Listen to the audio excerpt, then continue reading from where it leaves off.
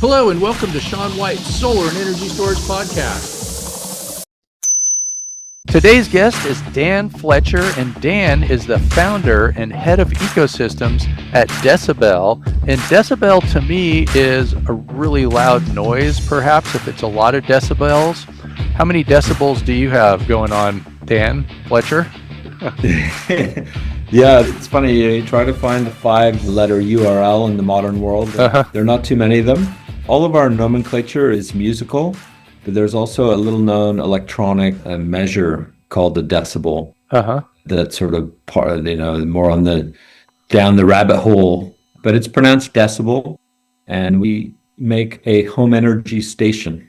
All right. And so what I've been looking at on the web about decibel is it looks like you're more than just like solar and storage. You have 4-wheeled batteries happening with your technology. Is that right? Yeah, that's right. It is quite different. Under the hood, it is quite different. And part of the inspiration for the way to solve the problem for a household, and our products are really geared only at residential users.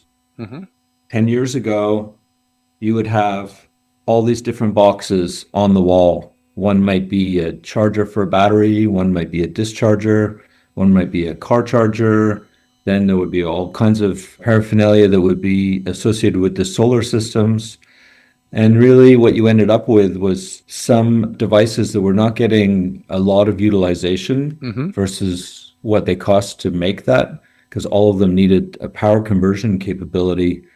So what we decided to do was to put the power conversion capability into a single device and then point that ability at what's required. And so you end up with a much better usage of the equipment. Yeah. And so does your equipment do bidirectional EV charging? It does. That is one of the things that it does, yeah. Can I buy that right now? Like, it just seems like it's impossible to find a bidirectional EV charger, or difficult, I should say. Nothing's impossible. You can buy it, yeah, you can. And it is certified. And, the availability of the product is something that we're working to improve because we have a lot of orders and we're ramping up our manufacturing and our rollout. But yes, you can buy it. And how does it hook up? Like, I know that the Nissan Leaf has been a early popular type of, platform because you have a way to connect right to the battery there. And then your bidirectional charger is usually going to be some sort of like battery inverter that you put on the wall. Is that how it works? Does it work with Chatham mode? Like, what kind of EV charger adapter do you need for that? Or, which cars would even allow you to do that? Like, I think my electric vehicle won't allow me to do it, one of those old Teslas. Right. So there are a lot of things that are moving quickly in this space. To answer the first part of it, yes, when you order the decibel, you need to specify what kind of DC charge cable you need. And so that could be any one of 2 and very soon 3. CCS combo, as you say, CHAdeMO if it were a Nissan Leaf or Mitsubishi. And then NACS has been opened up as a standard that folks other than Tesla can use. And some of the EV OEMs are starting to use that one. So we support that as well. And do I need to get a hacker, or maybe I could just get AI to do it so I could make it so my car would work with bidirectional charging? Well, the reality is that the EV vendor, if they support the bidirectional activity, then that will be known and that will be broadcast, and there would be conditions for it to keep it within warranty. And so, while it is possible to discharge, almost any vehicle, usually there's stops that are put in place to make sure that you don't do that if it's not supported by the vendor. Yeah. The good news there is that almost all the EV makers are moving towards supporting the bidirectional service in market. Yeah, it seems kind of silly to me that they don't already do that they make it so difficult, because it just seems so convenient that you have this huge battery that's mobile and then you can't use it 90-something% of the time. Yeah, you're absolutely right. It's an incredible feature that an EV can have that a regular car can't do. Mm-hmm. And it can make a massive difference to people's energy resilience when they have it. They can use it for backup power, Mm-hmm. but can also eventually allow people to afford their cars by monetizing them to a degree in an energy service. And so that can lower the cost of having an EV for people if they choose to use it in ways that can be monetized. Yeah, and it seems like it could be a huge help for the grid. I mean, you look at all these giant energy storage systems out there, these utility scale ones. If you count up the kilowatt hours or megawatt hours or gigawatt hours in the EVs, it's way more than these huge energy storage systems, and they're just sitting there all the time doing nothing. Yeah, it's interesting you say that. I was reading something the other day that the grid utilization level is under 50%, Uh-huh. quite a bit under 50%, that we basically have to build the grid for the peaks, Yeah. but that we very seldom get to those peak levels. So in terms of, return on capital for the building out the grid that way, it can be very expensive.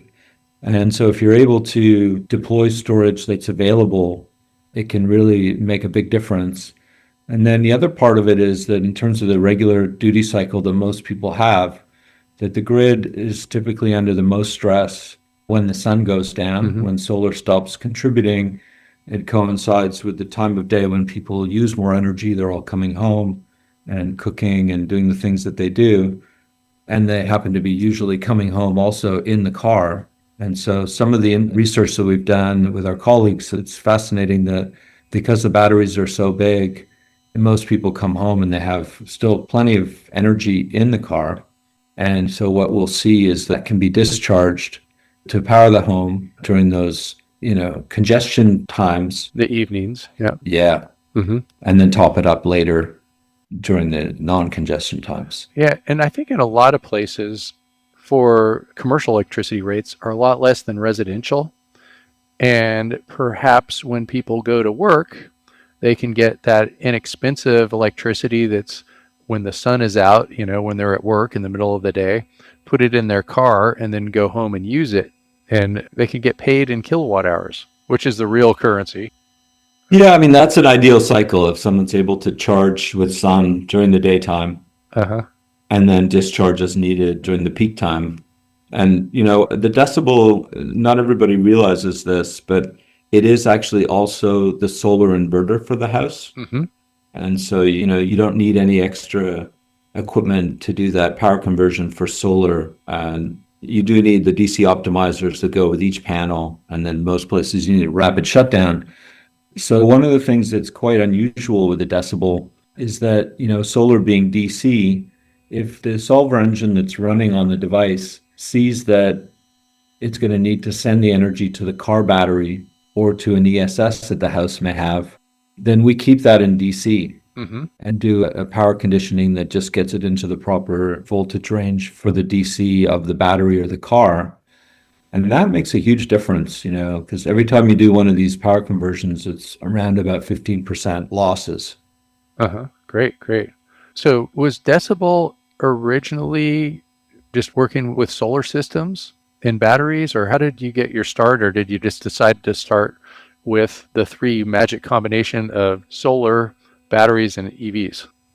Yeah, that's interesting. My co-founder, Marc Andre, our CEO, Mm-hmm. came really from the utility world. And in his past life, and quite a few of the members of our team actually were part of that group, they wrote the settlement equations when the ISOs were created, when the wholesale energy markets were created in the US. And so that was the first time that you'd be able to start trading energy without actually sending the energy and really transform the market. And so we kind of had that understanding of the grid operations and the commerce of it. And then I came more from the distributed energy side, what we used to call, I'm sure you did too, the distributed generation. And I was part of maybe 50 different microgrid projects at the time where we use micro wind, we use solar, we use storage, and we use all kinds of different inverters. And during that phase that we realized that there was an OS missing for DER, distributed energy resources, that need to be brought into at least a common denominator for communication and control. And that was kind of the first idea. And then later on, it evolved into this idea of actually a home energy station, where you would have something that's always on, always connected to the internet, permanently connected to the utility DERMS, and then also able to communicate back and forth with the market. So whether there's a commercial aggregator or whether there's a utility type program for that house, where the incentive is provided. And if there isn't a proper incentive, the system will advise the household not to do the energy transaction. That has to hang together physically and economically for the household. We interrupt you for a very important announcement. Sean White's Solar and Energy Storage Podcast has been brought to you by Sean White's Solar and Energy Storage Podcast. That's right, Sean White is sponsoring his own podcast, and he wants to remind you to go check out some of his classes. You can go to SolarSEAN, that's Solar, SEAN.com, and then click on the links to check out his classes. You can check out his heat spring classes, and you can also hire him to teach classes for you, like at your company, something like that. Now back to the show. Yeah, and so they call a virtual power plant a VPP, and that's where you can aggregate together a whole bunch of people that have batteries on their houses. And it seems to me that the best VPP would incorporate electric vehicles. Are you using the DCBEL with virtual power plants at this point in time? We definitely are. And the philosophy and the strategy that we've used to allow that, our guiding principle really is that the household should be able to decide what they want to do with their assets. And also, across the country, you got 3,300 different utility service territories with different rules and different regimes, different opportunities for VPPs too. And so what we do is we have created an ability for a third party to be hosted on the DCBEL. And so if a customer wants to opt into a VPP and it's run by the Mobility House or it's run by Octopus or whoever is the contender in their jurisdiction that they want to go with, then they can elect to assign their DCBEL to that program. And we have the mechanism through the backend and through APIs to be able to allow the customer to make that choice. Great. So how do I get one? We're direct to consumer. And so you can go to our website, decibel.energy. And then if you click on, I believe it says, learn more or next steps. And then you will be guided through a process that helps to qualify whether it makes sense for your home. So there's a bit of information you can share about the home. And then there's an ordering process. And, we are in the process now of unlocking the markets nationwide. Some markets will be fulfilled more rapidly than others. And especially California, we have a Redwoods program that we've been part of. And so customers wanting to jump in California can sign up for the Redwoods funding support that they can get. Okay. And what is the Redwoods? I'm in California and I'm in the Redwoods, actually. I need to know about this. Okay, well, it's not quite those Redwoods. It's an acronym, a responsive, easy charging. It's basically a CEC program. California Energy Commission. Exactly. That helps residential customers to obtain a bidirectional EV charger and to enroll it in a program to have it discharged into those flexibility markets. Wow. Okay, I should know about this. I'm going to sign up. Yeah. Okay. Yeah. Well, we'd love to put one in your house. In our list of early customers, we have some of the trailblazers of this industry like yourself, and we love to get the feedback from them too, Okay, great. Yeah, and where I live too, I'm in the process of making a solar training center, so you could show it off here too. I heard about that. One of us, 3 of our team were at NABCEP just recently, and they were talking about it. Oh, great. Okay, cool. Yeah, that was quite a fun conference. Yeah, it seemed like it was tough to get in and out of Milwaukee. It seemed like a lot of flights got delayed or diverted or something. Yeah, we had a blizzard when we were coming in, and my flight was diverted to Chicago. So myself and Travis from Montana Solar pitched in on a lift, and then we did a podcast, and before we knew it, we were at the conference. So we made the best of it. Have computer will travel, I guess. A couple right? of microphones, In addition to this podcast being brought to you by Shawn White's Solar and Energy Storage Podcast, it is brought to you by Intellectual Curiosity. So great. And it looks like you're in Montreal. Is that where you are? I'm just looking on your LinkedIn page. Yeah, our headquarters are in Montreal, and we have a full lab here. Great. And then we have a facility in California in San Bruno. Uh-huh. So in the Bay Area there. Close to me, yeah. Yeah. Uh-huh. Well, and that's another thing we could do is invite you there. It's a pretty interesting place. We have a California-style house inside our facility. Each of the rooms has a kind of different part of the storytelling on why the decibel's different. Uh-huh, okay. And then it looks like also on your LinkedIn, Queen's University? Yeah, same school as Elon. That's what I was thinking. So you're the one that taught him everything you know, I guess? And like, hey, how about EVs and solar, Yeah. Did he yell at you or anything while he was there? Or did you go to any of his parties? I think that's where he started his entrepreneurial spirit, was throwing parties, I think. I don't know. I read the book. One of my friends was in a work group with his brother on something, but I didn't know Elon then. We've bounced off each other a couple of times, so over the years.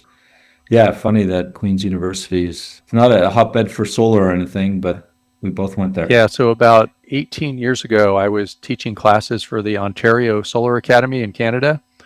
And one of the classes that I taught was for the Mohawks over in Montreal. And so I stayed in Montreal for a while. And I remember staying a few extra days. There was a comedy festival, and I was riding a bicycle around, and I went to Queen's University and checked it out. So is that where you have a lab there too?